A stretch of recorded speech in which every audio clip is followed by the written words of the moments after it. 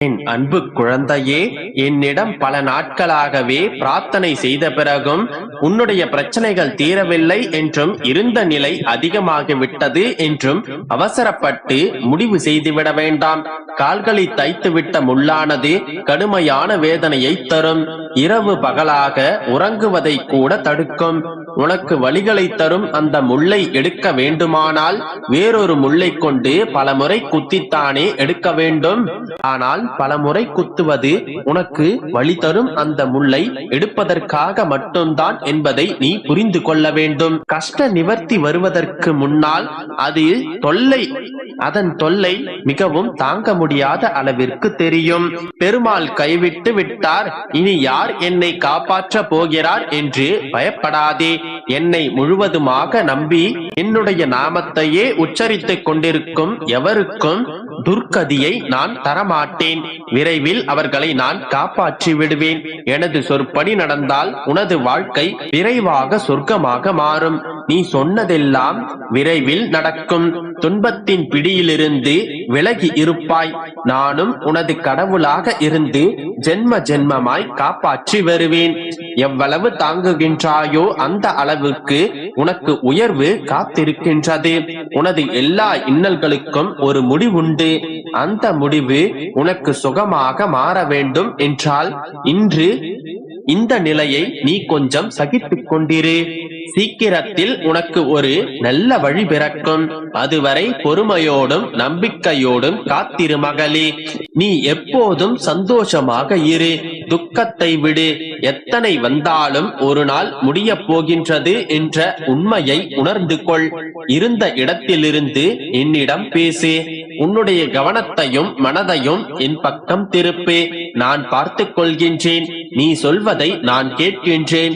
நீ விரும்புவதை நான் செய்கின்றேன். உன்னுடைய உள்ளம் சரியாக வேலை செய்வதில்லை. அது மனம் சொல்கின்றதை கேட்கின்றதே தவிர அதற்குள்ளும் சிறு நம்பிக்கையாய் அன்பும் ஆறுதலாய் ஒன்று எழுந்து வந்து அவ்வப்போது தேற்றுகின்றதே, அது எங்கிருந்து வருகின்றது என்று யோசிக்கவில்லை. நீ அழும்போதெல்லாம் உன்னை தேற்றி, நீ மனம் சோர்வடையும் போதெல்லாம் உனக்கு ஆறுதலையும் தைரியமும் தரும் அந்த வார்த்தைகள் உன்னுடைய ஆத்மாவிலிருந்து வருகின்ற என்னுடைய வார்த்தைகள். உன்னுடைய ஆழ் மனதிலிருந்து நான் உனக்கு அனுப்புகின்ற கடிதம் அது. இவற்றையெல்லாம் நீ கவனிக்க மறுக்கின்றாய். உன்னுடைய மனதில் என்ன அலைகளால் என்னுடைய வார்த்தைகளை நீ மூடிவிடுகின்றாய். இன்று வரை நான் உனக்கு அனுப்பிய கடிதங்களை நீ சரியாக படிக்கவும் இல்லை. ஒவ்வொன்றும் நான் உனக்காகவே எழுதி அனுப்பி கொண்டிருக்கின்றேன். இனி பிரச்சனைகளின் போது எவரையும் நாடாமல் அமைதியாக அமர்ந்து உன்னுடைய ஆன்மாவிலிருந்து நான் பேசும் என்னுடைய வார்த்தைகளை கேள். என்னுடைய குரலை உன்னுடைய செவிகளில் நீ கேட்பாய். என்னுடைய கடிதங்கள் உன்னுடைய கண்களில் படும். அப்போது எந்த குழப்பமும் இல்லாமல் தீர்க்கமான ஒரு முடிவிற்கு வருவாய். புது நம்பிக்கையும் பிறக்கும். நம்பிக்கையோடு இருந்தால் அனைத்தும் நல்லதாகவே நடக்கும். என் குழந்தையே, இப்போது உன்னுடைய வாழ்க்கையில் நடக்கும் சில விஷயங்கள் மர்மமாகவும் புதிராகவும் இருக்கின்றது. நீ மனதில் நினைப்பது ஒன்றும் வெளியில் நீ நடப்பது ஒன்றும் என்று திகழ்கின்றது. உன் கையில் உன்னுடைய பிடி இருந்தும் உன்னுடைய கைகளில் இருந்து சில விஷயங்கள் நழுவுவது போன்று தோன்றுகின்றது. இப்போது நடக்கும் உன்னுடைய நேரங்களால் உன்னையும் மீறி உன்னை மாயை என்கின்ற வலையில் சிக்க வைத்துள்ளது. அதன் பிடியிலிருந்து மீள மோதிக் கொண்டிருக்கின்றாய். அதன் பொருட்டே உன்னில் எழும் இந்த போராட்டங்கள். இந்த போராட்டத்தில் நீ உன்னுடைய கையில் இறுகி வைத்துக் கொண்டிருக்கும் அதை நழுவ விட்டாலும் அதன் இரு நுனிகளும் என்னுடைய கைகளில் பத்திரமாக உள்ளன. மீண்டும் அதை உன்னிடமே கொண்டு வந்து சேர்ப்பேன். தண்ணீரில் அடித்து வரப்பட்ட மரக்கட்டை எப்படி தண்ணீரில் பொதும்பி இருக்குமோ அதை போலவே நீ மாயை என்கின்ற தண்ணீரில் அடிக்கப்பட்டு பொதும்பி நீ துயரப்படுகின்றாய். உன்னுடைய மனம் அதில் காயப்பட்டு இருக்கலாம். சுயநினைவு இழந்ததை போன்று ஒரு உணர்வு கொண்டிருக்கலாம். மாயை ஆட்கொண்டிருக்கின்றது என்பதை குருவை சரணடைந்தவர்கள் உணர்ந்து கொள்வார்கள். அது நம்மை சூழ்கின்றது என்பதும் நமக்கு தெரியும். அதனால் தான் நீ நீ உணர்கின்றாய். நீயும் உன்னை மாயை சூழ்கின்றது என்பதை உணர்ந்து கொண்டாய். அதனால் உன்னுடைய புத்தி ஒரு பக்கமும் உன்னுடைய மனம் ஒரு பக்கமும் சண்டையிட்டுக் கொண்டு உன்னுடைய நிம்மதியை தொலைக்கின்றது. இந்த சூழ்நிலையில் நீ பொறுமையையும் நம்பிக்கையையும் மட்டும் கடைபிடி. கோபத்தை குறைத்து நிதானத்தை வளர்த்துக்கொள். கோபம் நீ உனக்கு தரும் தண்டனை, உன்னுடைய மனதிற்கு நீயே ஏற்படுத்தும் ஒரு வழி. அது மற்றவர்களை உன்னிடமிருந்து தொலைவில் ஆக்குவதற்கான வித்துகோல். எனவே இந்த சூழ்நிலையில் கோபப்படாமலும் பதற்றப்படாமலும் இரு. மனதை அமைதியாக வைத்துக்கொள். எப்போதும் எதையாவது சிந்தித்துக் கொண்டிருந்து உன்னை நீயே குழப்பிக் கொள்ளாதே. இப்போதுள்ள உன்னுடைய சூழ்நிலையும் உன்னுடைய வாழ்வையும் என்னுடைய பொறுப்பில் விட்டுவிடு. அதன் பிறகு அதனை நான் பார்த்துக் கொள்கின்றேன். நம்பிக்கையோடு இரு. அனைத்தும் நல்லதாகவே நடக்கும். என் அன்பு குழந்தையே, உன்னுடைய வாழ்க்கையில் துன்பம் என்ற இருள் நீங்கி இன்பம் என்ற விடியல் வரப்போகின்றது. இது தெய்வ தீர்ப்பு. இது உன் வாழ்வில் நடந்தே தீரும். என் அன்பு குழந்தையே, என் முன் அமர்ந்து இதை நீ முழுமையாக கேள். இனி உன் கண்ணீரும் கவலைகளும் காணாமல் போய்விடும். என் தங்கமே, வாழ்க்கையில் எப்போதும் 2 வழிகள் இருக்கும்.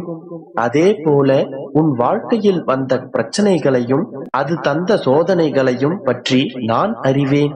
அந்த பிரச்சனைகள் உன் வாழ்வில் என்றும் நிலையாக இருக்கப் போவதில்லை. அப்படி நிலையில்லாத விஷயத்திற்காக நீ ஏன் உன் வாழ்வின் பொக்கிஷமான நேரத்தை வீணடித்துக் கொண்டிருக்கின்றாய்? உன் வாழ்வில் இருக்கும் இடையூறுகளும் சிக்கல்களும் இருந்த இடமே தெரியாமல் போகப் போகின்றன. உன்னுடைய கண்ணீரும் கவலைகளும் காணாமல் போகப் போகின்றது. ஆனால் அவை உன் மனதில் ஏற்படுத்திய ஆறுதல்கள், பக்குவங்கள், அனுபவங்கள், பாடங்கள், இவை அனைத்தையும் உன்னிடம் விட்டு செல்லும். இவை அனைத்தும் உனது வெற்றிகரமான வாழ்க்கைக்கு அடித்தளமாக அமையும். இந்த மிகப்பெரிய அடித்தளமே உன்னுடைய வாழ்க்கையில் உன்னை மிக உயர்ந்த இடத்திற்கு அழைத்துச் செல்லும். இப்பொழுது சொல்கிறேன் கேள். நீ தினமும் உன்னுடைய பிரச்சனைகளை என்னிடமும் உன்னை சுற்றி இருப்பவர்களிடமும் சொல்லி சொல்லி பார்த்தாய். ஏதாவது ஒரு ரூபத்தில் உனக்கு உதவி கிடைக்காதா என்று ஏங்கினாய். இறுதியில் எதுவும் மாறவில்லை.